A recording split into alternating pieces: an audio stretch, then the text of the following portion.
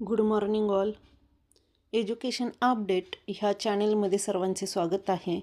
सर्वप्रथम महाशिवरात्रीच्या सर्वांना हार्दिक शुभेच्छा. ह्या व्हिडिओमध्ये आपण प्रकरण 3 मधील बोर्ड परीक्षेला आलेल्या महत्त्वाच्या वस्तुनिष्ठ प्रश्नांची तयारी करणार आहोत.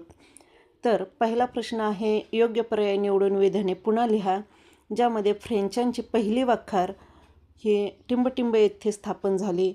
योग्य उत्तर आहे सुरत.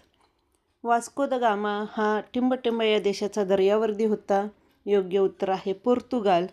इंग्लंडच्या टिंबटिंब यांनी ईस्ट इंडिया कंपनीला पूर्वेकडील देशांशी व्यापार करण्याचा परवाना दिला आणि त्याचं योग्य उत्तर आहे एलिझाबेथ राणी पहिली. त्यानंतर पुढचा प्रश्न आहे तो म्हणजे डचांची भारतात टिंबटिंब येथे पहिली वसाहत सुरू झाली आणि त्याचं योग्य उत्तर आहे मच्छलीपट्टण. पुढचा प्रश्न आहे, फ्रेंचांचे टिंबटिंब हे भारतातील मुख्य ठाणे होते आणि योग्य उत्तर आहे पॉंडिचेरी म्हणजेच पुद्दुचेरी. त्यानंतर 6वा प्रश्न आहे पहा, पोर्तुगीजांशी सामना करण्यासाठी त्या काळात टिंबटिंब यांचा अपवाद वगळल्यास इतर कोणाही भारतीय सत्तांकडे स्वतःचे आरमार नव्हते आणि त्याचं योग्य उत्तर आहे छत्रपती शिवाजी महाराज. तर अशा पद्धतीनं आपण पहिल्या प्रश्नाची तयारी केलेली आहे.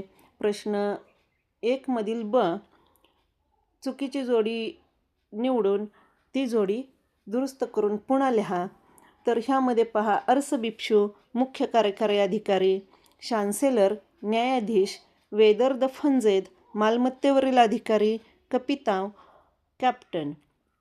तर ह्यामध्ये चुकीची जोडी आहे अर्सबिप्शू मुख्य कार्यकारी अधिकारी आणि दुरुस्त केलेली योग्य जोडी आहे तीच म्हणजे अर्सबिप्शू मुख्य धर्मगुरू. त्यानंतर पुढचे प्रश्न आहे पहा, वखार जिंकून घेतलेला प्रदेश, कारताज, परवान्याचा दस्तऐवज, फॅक्टर्स, वखारीत काम करणारे नोकर, टाकसाळ जेथे नाणी पाडली जातात. तर ह्यामधील चुकीची जोडी आहे वखार जिंकून घेतलेला प्रदेश आणि त्याची योग्य जोडी आहे ती म्हणजेच वखार म्हणजेच मालाची खरेदी विक्री करण्याचे आणि साठवणुकीचे केंद्र, ज्याला आपण गोडाऊन किंवा गोदाम असं म्हणू शकतो. तर पुढचा प्रश्न आहे, ऐतिहासिक ठिकाण, व्यक्ती वा घटना यासंबंधीची नावे लिहा. ज्यामध्ये 1744 ते 1763 या काळात इंग्रज आणि फ्रेंच यांच्या झालेल्या 3 युद्धांना असे म्हणतात. तर काय म्हणतात हे आपल्याला लिहायचं आहे. त्यामध्ये योग्य उत्तर आहे म्हणजेच कर्नाटक युद्धे. पुढचा प्रश्न आहे, दिलेल्या कारणांपैकी योग्य कारण निवडून विधाने पुन्हा लिहा. ज्यामध्ये दुसऱ्या चार्ल्सने मुंबई बेट ईस्ट इंडिया कंपनीला भाड्याने दिले कारण ह्या बेटाच्या कारभारासाठी जेवढा खर्च व्हायचा त्या मानाने उत्पन्न कमी येत असे, त्यामुळे दुसऱ्या चार्ल्सने मुंबई हे बेट ईस्ट इंडिया कंपनीला भाड्याने दिले. पुढचा प्रश्न आहे पहा, संकल्पना चित्रे पूर्ण करा. ज्यामध्ये कालरेषा पूर्ण करायची आहे. ज्यामध्ये आपल्याला 31 डिसेंबर 1600 युनायटेड ईस्ट इंडिया कंपनीची स्थापना, इसवी सन 1664 आणि फ्रेंचांची सुरत येथे पहिल्या वखारीची स्थापना हे दिलेले आहेत आणि बाकीचे आपण लिहायचे आहेत. त्यामध्ये पहा, 31 डिसेंबर 16 ब्रिटिश ईस्ट इंडिया कंपनीची स्थापना झालेली आहे आणि 1602 युनायटेड ईस्ट इंडिया कंपनीची स्थापना झालेली आहे. फ्रेंच ईस्ट इंडिया कंपनीची स्थापना 1664 झालेली आहे आणि फ्रेंचांच्या पहिल्या वखारीची स्थापना 1664 नंतर 4 वर्षांनी 1668 ह्या साली झालेली आहे. त्यानंतर पुढचे जे संकल्पना चित्र आहे ते म्हणजे मुंबईमधील बेटे. तर मुंबई हे 7 बेटांचे शहर मानले जाते. त्यानुसार आपल्याला मुंबई, वडाळा, माझगाव हे दिलेले आहेत आणि बाकीचे 4 पर्याय आपण लिहायचे आहेत. ज्यामध्ये पहा, माहीम, परळ, वरळी आणि शीव हे उत्तर आपण लिहायचे आहेत. तर मुंबईमधील बेटे लक्षात ठेवताना आपण मुंबई, माहीम, माझगाव हे मन सुरू होणारी जी बेटे आहेत ती लक्षात ठेवू शकतो.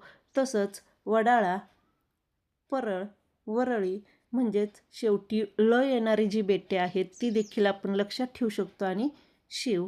तर अशा पद्धतीनं मुंबईमधील 7 बेटे विद्यार्थ्यांना तुम्ही लक्षात ठेवू शकता.